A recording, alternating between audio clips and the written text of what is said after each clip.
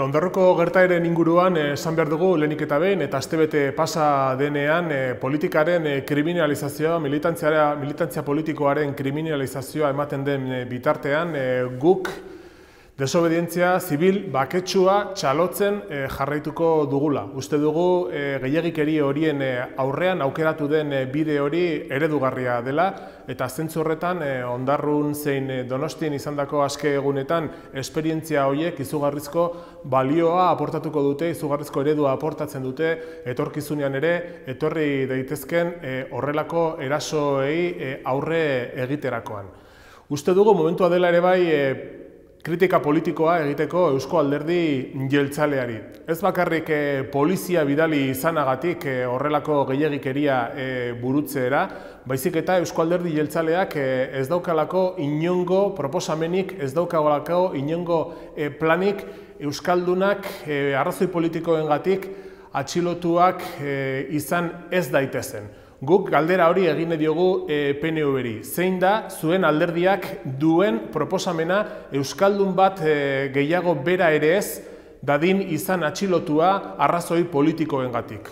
Hori diskrezioa baldin bada zuen plana, uste dugu jai daukagula askatasun eta berme demokratikoen aldetik.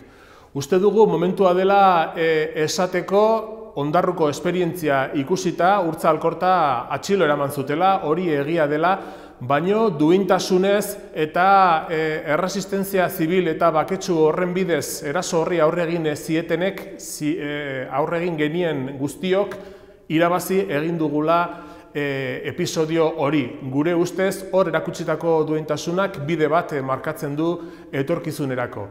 Eta zentzu horretan, uste dugu mezu bat ere bidali beharra zaiola, hain zuzen, 2011ko urriaren aurretik zegoen egoerara bueltatzeko amets egiten duten guztiei.